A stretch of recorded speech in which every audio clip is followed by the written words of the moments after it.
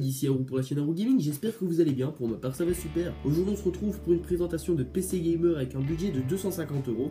À ce prix là on s'attend à avoir quelque chose de pas trop puissant, etc. Tous les rageux vont me dire que c'est pas normal d'avoir un PC Gamer à ce prix là, alors tu l'appelles pas PC Gamer. Eh bien ils auront en partie raison.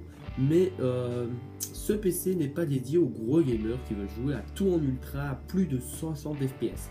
C'est plus destiné aux personnes qui n'ont pas un gros budget ou que leurs parents ne veulent pas leur offrir.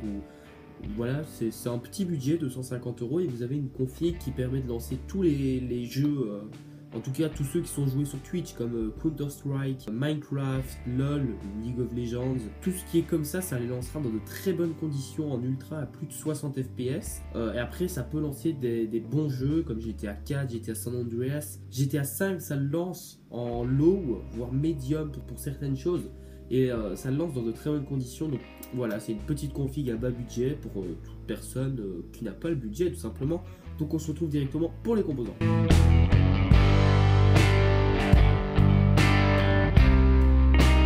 Alors pour le processeur qui est en APU, donc on va utiliser la partie graphique de ce processeur parce qu'il a une bonne partie graphique pour le prix en tout cas. Donc c'est un A6 6400K, un processeur overclockable avec un socket FM2, 2 cœurs au total à 4 GHz, 3,9 GHz et 4 Go 1 en boost.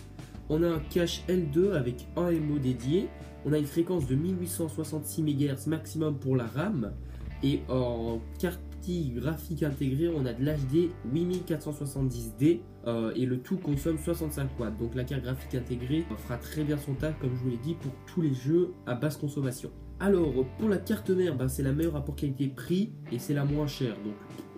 Donc je me suis pas embêté, c'est la Gigabyte GAF2 A78M HD2 avec un long ultra long, mais ce n'est pas grave, c'est une carte mère micro ATX avec un socket FM2+, un chipset A78. On a beaucoup de sorties, une PS2 qui consomme les deux, donc vous ne pourrez pas brancher une souris et un clavier en PS2, mais seulement un des deux. Donc voilà, c'est dommage, mais voilà. On a un VGA, un HDMI et un DVI-D en sortie graphique. On a 4 USB au total, 2 USB 3 et 2 USB 2.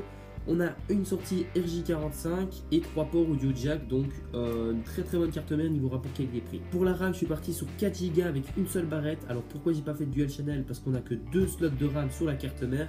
Et que si vous passez à 8 Go, vous serez obligé de racheter 8 Go. Donc je préfère mettre une barrette de 4 et vous racheter une barrette de 4.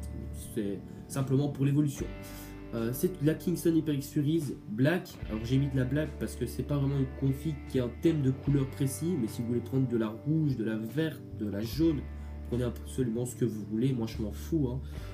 C'est de la DDR3, capacité de 4 Go. Fréquence de 1866 MHz, une norme PC3 12800 et en case 10, donc de très bonnes barrettes de RAM. Pour le disque dur, je suis parti chez Western Digital cette fois-ci et pas chez Seagate parce que ce Western Digital était moins cher et a les mêmes performances. Donc voilà, c'est le Western Digital Caviar Blue, format 3,5 mm, 1 Tera, SATA 3, 7200 tours par minute et 64 MO de cache. C'est un très bon disque dur, il est pareil que le Seagate mais en moins cher en fait.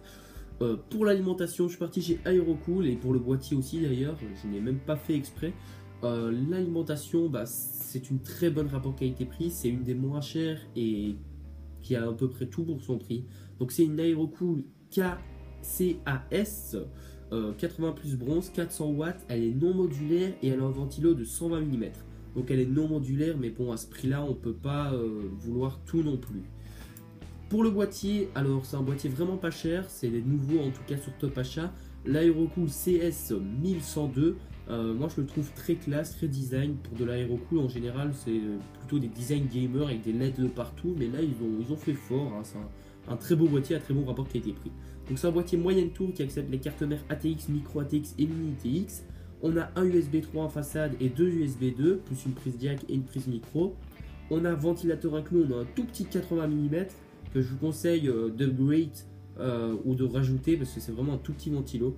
Donc d'ailleurs vous pouvez en rajouter un en façade de 120 et un latéral de 120 mm aussi pour avoir une meilleure aération, ce que je vous conseille de faire d'ailleurs.